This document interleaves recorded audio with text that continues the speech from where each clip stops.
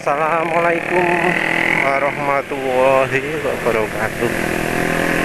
Kali ini penulis mau bahas soal oli lagi. Kali ini soal viscosity index dan viskositas.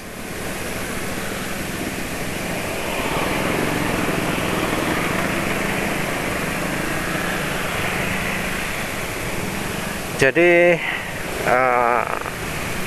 penulis ingin bahas gini nih karena nemu ya pembahasan soal oli di autoproduk oleh orang dari Lemigas. Nah, orangnya ini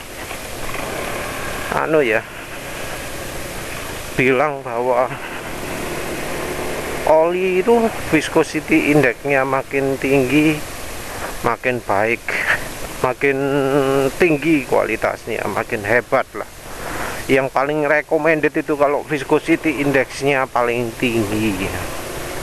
Oke. Saya Hanif, saya peneliti di bidang pelumas cukup lama, mulai dari tahun 2006. Udah lama juga ya. Berkecimpung di penelitian tentang Oli. Ya, oli. Pelumas, khusus Ya. pelumas saja. Khusus pelumas. Oh.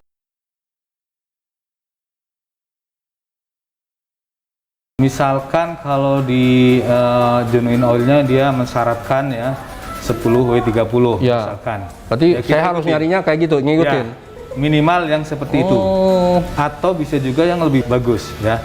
Jadi kalau kita melihat itu 10W30, kita patokannya adalah yang 30-nya. Kita bisa ganti dengan yang lebih bagus, misalkan dengan yang 5W30 atau 0W30. Itu nggak masalah. Nggak masalah. Yang penting di akhirnya itu Akhirnya sama Oh. ya, karena itu mesin bekerja di suhu panas ya, suhu panas. Oh Jadi gitu. SAE yang lebih kepake sebetulnya adalah di SAE yang belakangnya. Ini tentu pernyataan yang nggak tepat gitu loh, apalagi kalau kita di Indonesia. Mungkin penulis sering jelaskan soal viscosity index, tapi biasanya bareng bahasan lain. Kali ini penulis khusus dari viscosity dan viscosity index.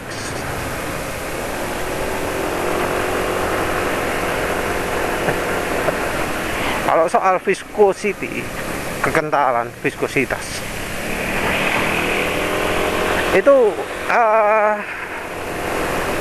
ya semoga sudah banyak yang paham bahwa yang namanya viskositas atau kekentalan itu hubungannya dengan daya laju oli ketika mengalir.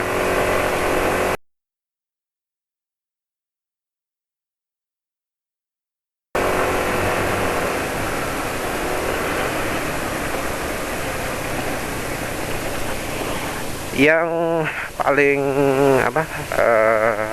jelas itu ya, kalau olinya terlalu kental, tarikan jadi berat.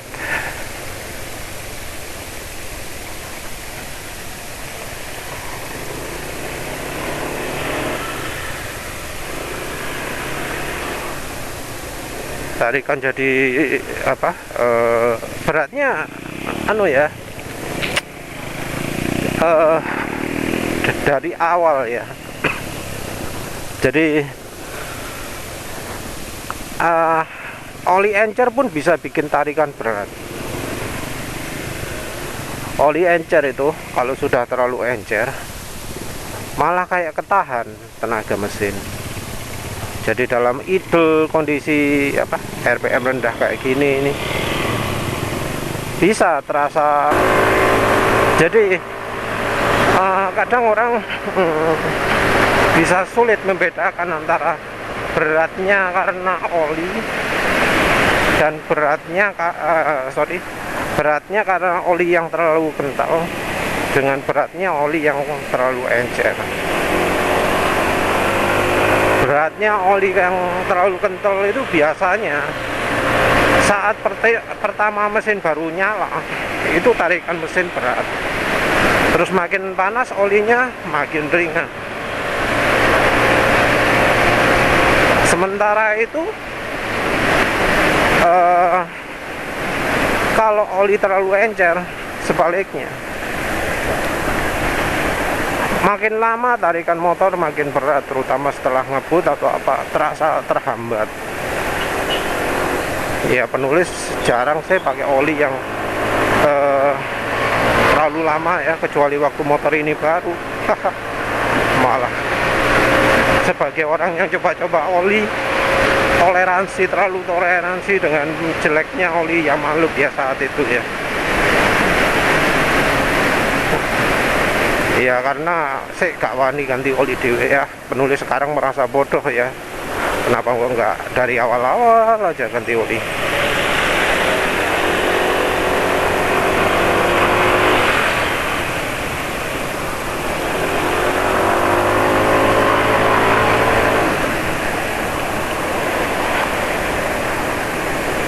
Jadi kalau misalnya oli apa yang tarikannya berat karena oli encer, maka makin lama makin berat, makin hari tarikannya makin berat, makin dipakai lama motornya tarikannya makin berat. Nah kalau olinya terlalu kental, sebaliknya makin hari makin ringan, awal dipakai itu yang paling berat. Kalau sudah panas mesinnya baru terasa lebih encer.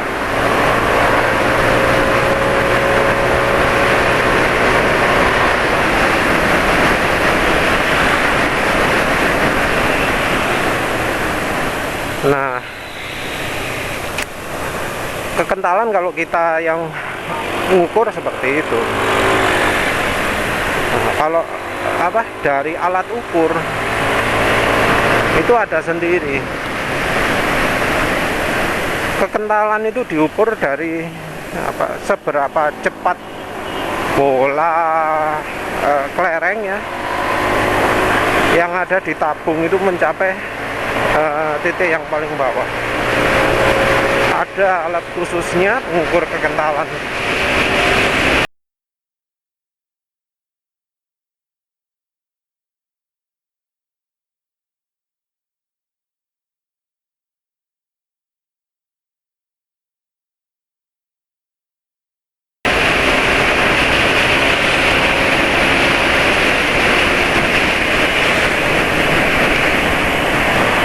Belum kedip ini, maaf, nanti penulis muter satu kali untuk menghabiskan bensin, mau isi bensin ya biar bisa pas.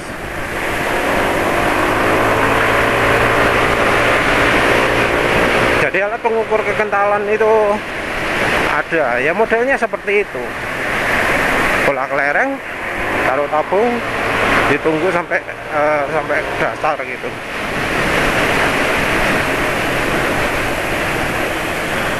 Ya tentu apa yang namanya mengalirnya turunnya bola itu nggak melulu dipengaruhi oleh kekentalan. Ada juga seperti yang di olinya Delta Loop atau oli Omega itu ada sifat tackiness yang bikin lengket, itu juga berpengaruh. Ya sifat kohesi, sifat adhesi dari oli juga berpengaruh ya. Kohesi terhadap sesama oli, kohesi terhadap tabungnya atau kelerengnya juga. Adhesinya adhesi antara kelereng dan ke kelereng dan ke dinding tabungnya. Tapi ya wes, itu biasanya pengukuran kekentalan dilakukan. Dan tentu ya kalau mengukur kekentalan, suhu harus disesuaikan dulu. Kalau standar ada suhu 40 derajat, suhu 100 derajat gitu kalau mengukur kekentalan.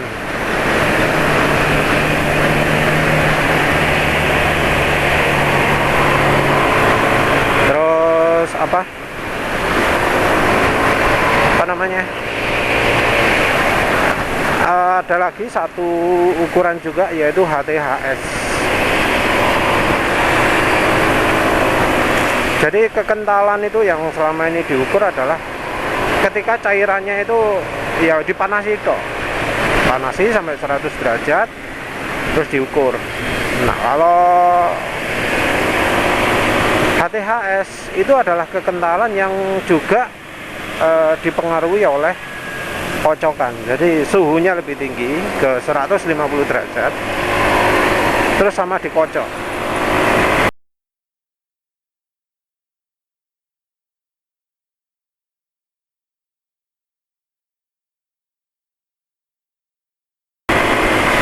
Penulis nggak paham mengapa kok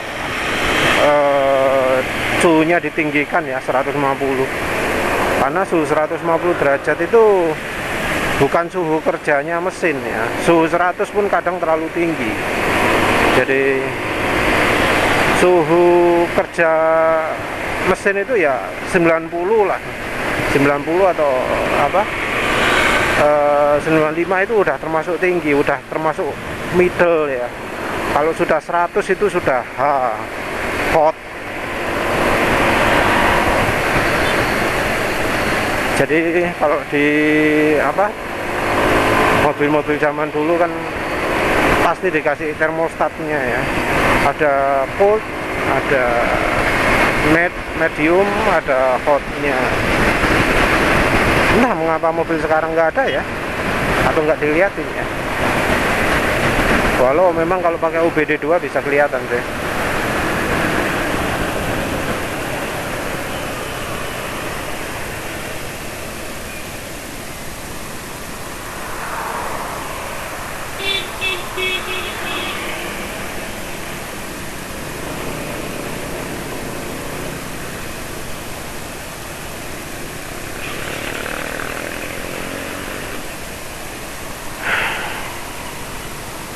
Suara gitu kayak suaranya motor yang olinya jelek ya, sok kasar startnya.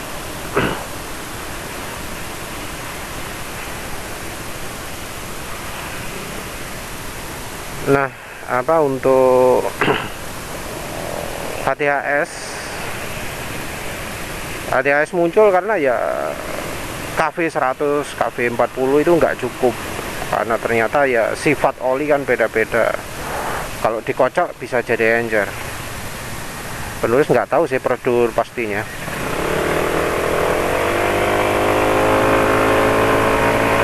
Entah kocokannya berapa lama ya, soalnya pengaruh juga kan.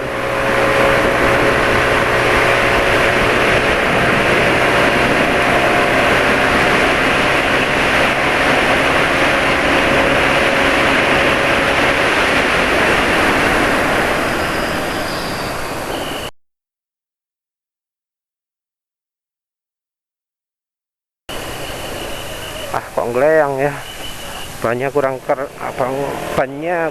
kayaknya, tekanan bannya.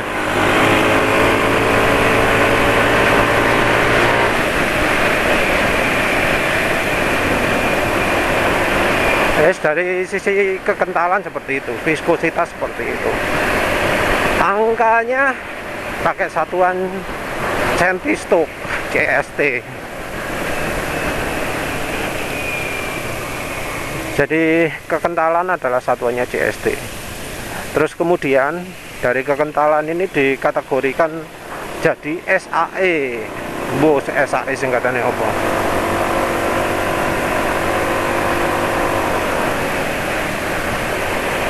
Jadi dipilah-pilah pakai SAE, ada kategorinya.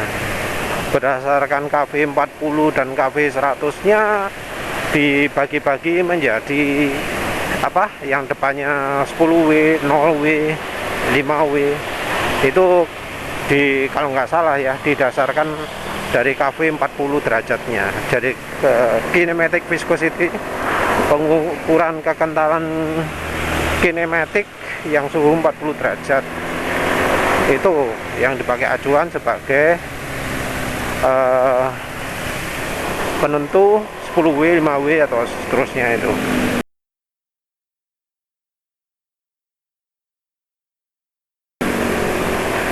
Tentu angka ini nggak akurat juga, akhirnya muncul cara pengujian yang apa, cold start crankshaft.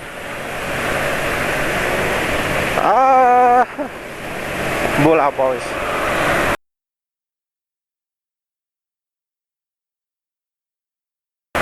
Singkatannya apa?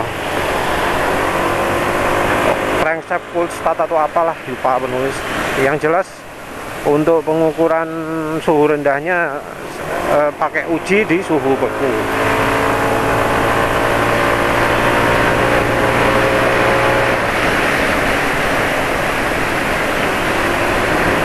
Terus yang angka belakang diambil dari yang KV 100. Ya tentu sekarang ada HTHS juga, tapi tetap pengkategorian oli pakainya pakai KV 100. Nah ini tentu agak rancu juga karena ketika sudah dipakai satuannya ya bisa beda ya. Jadi kekentalan itu dibagi-bagi kan. Dari angka CST nya, kalau angka CST nya segini dia masuk kategori SAE 40, angka segini masuk SAE 50. Karena namanya pengkategorian pakai ring, maka ada yang apa, SAE 40 encer atau SAE 40 kental.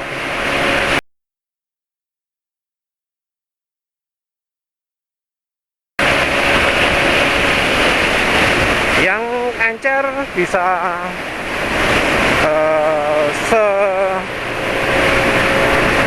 mendekati angka yang SAE nya 30, yang kental bisa mendekati kekentalan yang SAE 50. Jadi sama-sama SAE 40, kekentalan bisa beda jauh karena ya namanya juga ring, kisarannya.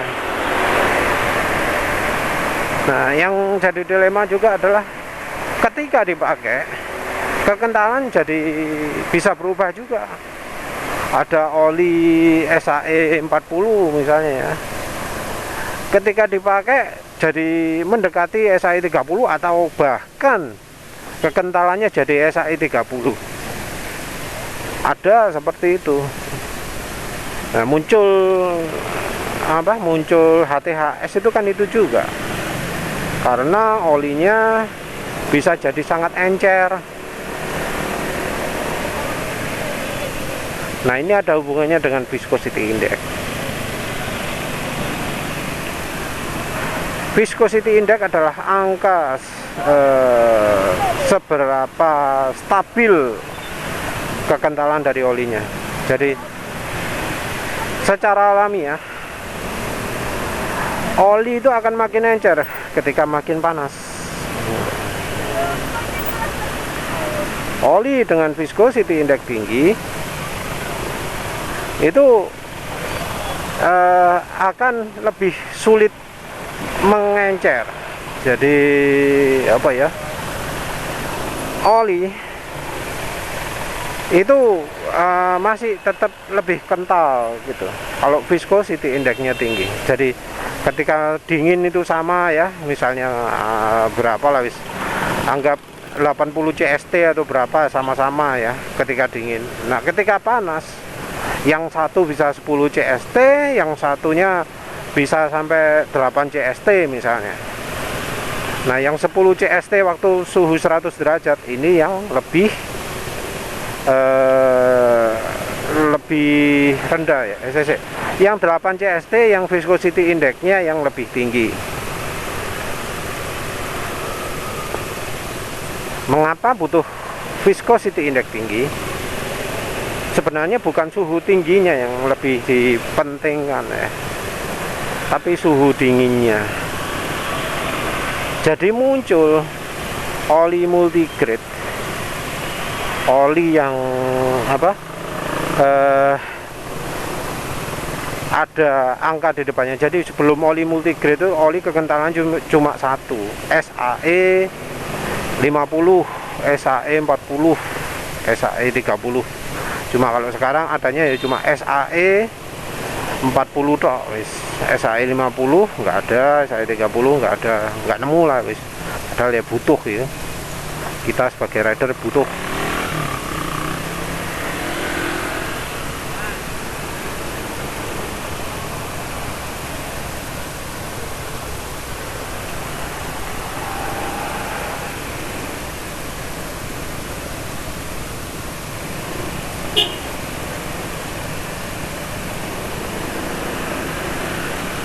Nah,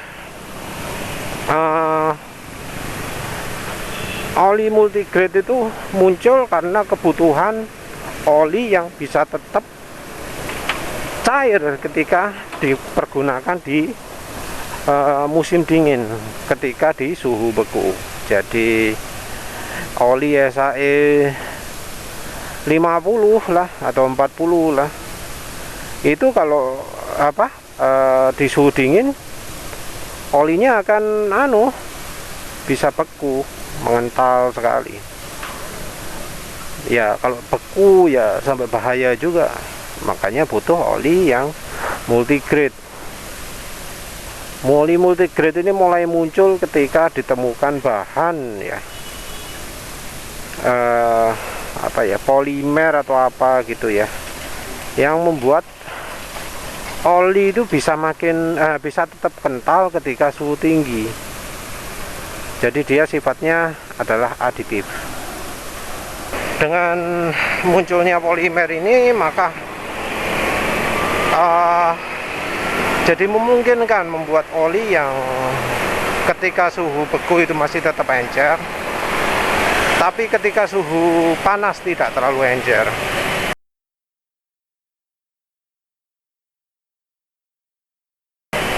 Jadi ingat ya, penting untuk oli itu agar tetap kental.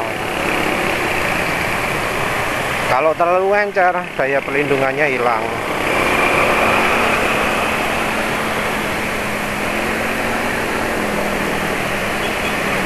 Nah, aneh ya, sekarang malah trennya ke arah oli yang encer banget ya. Bahkan 20S itu bahasan lain kali lah.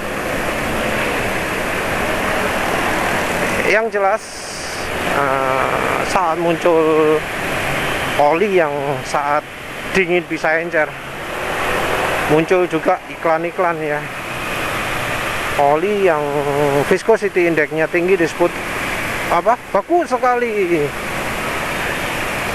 sangat baik gitu ya. Oli jadi bisa dipakai di lebih banyak waktu, nggak perlu ganti-ganti oli ketika musim dingin atau gimana gitu.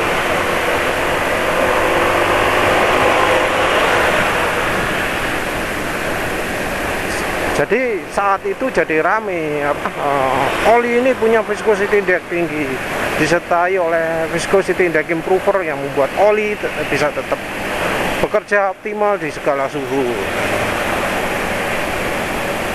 Nah, sayangnya itu kebawa sampai sekarang. Untuk kita yang begitu itu kan nggak relevan ya. Karena apa? Karena suhu di Indonesia kan jarang alami beku ya. Untuk apa?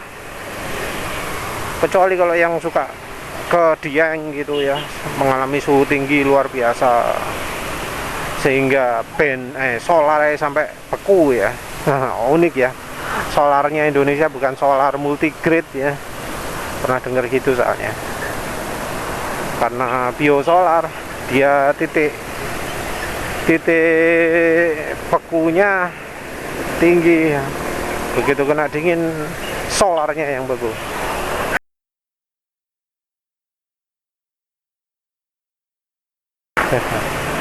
Sementara untuk olinya orang-orang sudah pada pakai 0W30 yang bisa untuk minus berapa?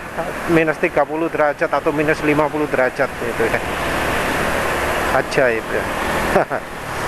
Ya wis,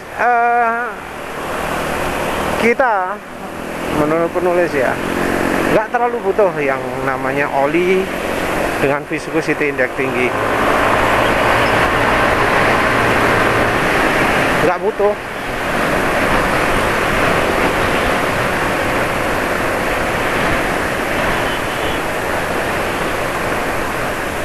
Nah, penulis jadi nggak setuju lah dengan yang diomongkan oleh orang Lemigas itu, bahwa kita kalau pilih oli harus yang viscosity indexnya tinggi gitu, yang misalnya kalau olinya belakangnya 40, depannya 5W40, atau kalau perlu 0W40, wah itu hebat banget. Nah, penulis nggak setuju.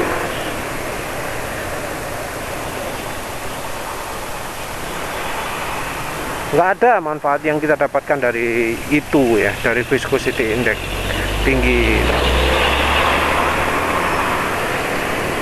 Malah seringnya adalah kekurangan.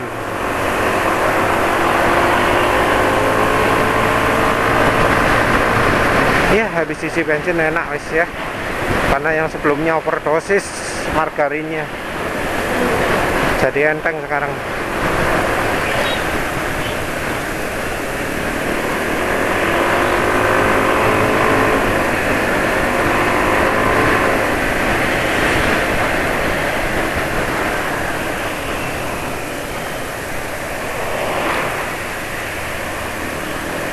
Yang jadi kekurangan dari oli dengan viscosity index tinggi itu adalah dari bahan yang dipergunakan.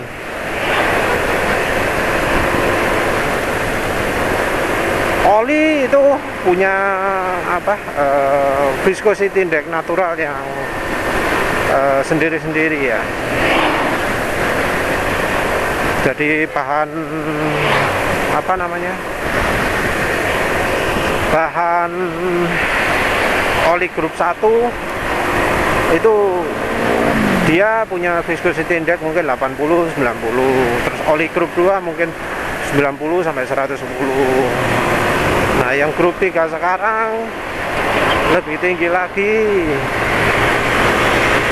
bisa misalnya 140 atau bahkan 160.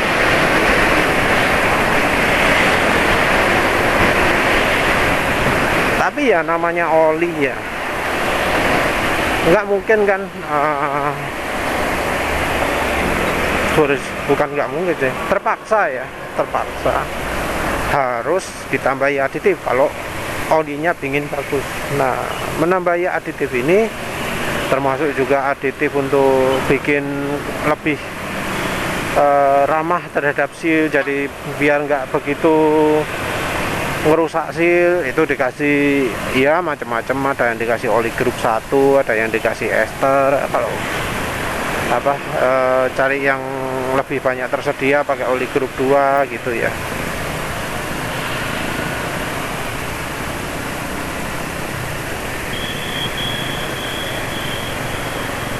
Nah, itu kan otomatis merubah sifat viscosity index oli.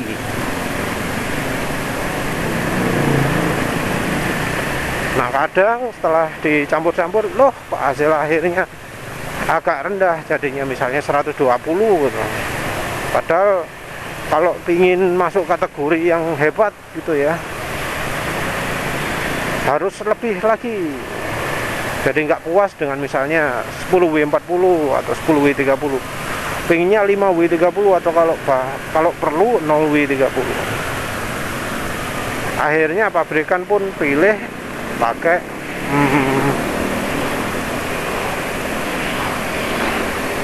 aditif yang itu tadi, polimer itu.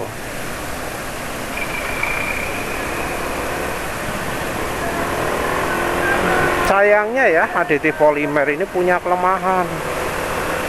Dia nambah sifat buruk yang sebelumnya nggak ada, yang sebelumnya sedikit, yaitu nggak tahan terhadap kocokan RPM tinggi, nggak tahan terhadap shear, potong-potong gitu.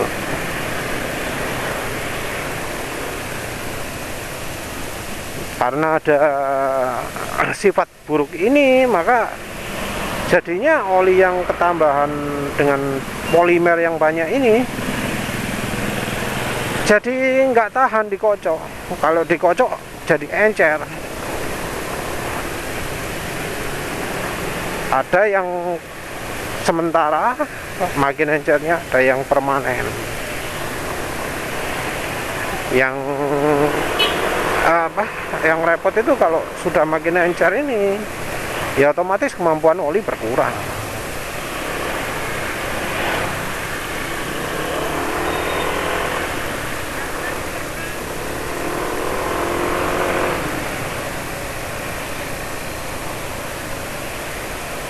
Mungkin perlu diingat juga bahwa kekentalan oli itu berubah sesuai dengan suhu sekitar. Nah, kalau untuk suhunya sendiri, suhu mesin, penulis pernah baca ya, lupa sumbernya di mana, bahwa suhu mesin pada waktu musim dingin itu bisa 60 derajat pada saat mesin menyala. Mesin nyala itu ya, suhunya 60 derajat, saking dinginnya. Saking dinginnya sampai suhu mesin 60 derajat pada waktu musim dingin kalau dipakai di jalan raya, apalagi di tol katanya. Makin dingin lagi, 60 derajat. Sementara itu kalau di Indonesia gimana? Banyak kan yang mengalami kasus overheat.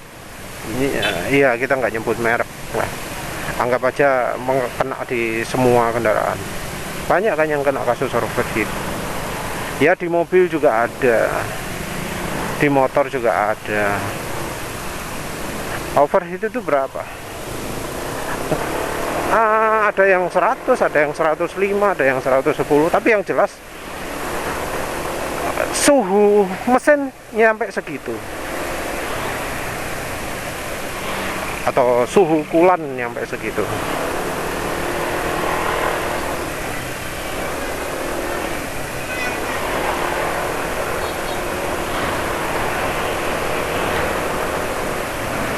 Nah, suhu kulan sampai segitu, suhu mesin sampai segitu, sampai 110 derajat Celcius. Bandingkan dengan yang 60 derajat. Nanti penulis coba lihat lah, berapa persen sih beda kekentalan dari suhu 60 derajat dengan 110 derajat, untuk bisa jadi perbandingan. Nah, terus kita lihat juga perbedaan antara SAE 30, SAE 40, dan SAE 50, biar jelas lah ya. Kembali lagi ke yang sifat oli rusak ini ya. Keberadaan dari viscosity index improver atau zat polimer yang membuat oli makin kental itu yang jadi muncul bikin ada HTHS. Sebelumnya nggak perlu ada HTHS karena ya oli kan kekentalannya stabil, SAE 40. Kalau panas ya segini. Sementara itu share stability-nya juga iya stabil juga, termasuk baik. Nah, begitu ditambahi polimer jadi ngedrop, jatuh parah lah kemampuan oli mempertahankan kekentalan. Mungkin ada yang ngomong bahwa oli 5W40 itu lebih encer daripada 10W40. Mungkin secara fakta kayak gitu, tapi itu terjadinya karena olinya oli jelek. Karena harusnya oli yang punya kestabilan yang bagus, punya share stability yang bagus. Kalau dia 5W40, dia nggak akan lebih encer daripada oli lain yang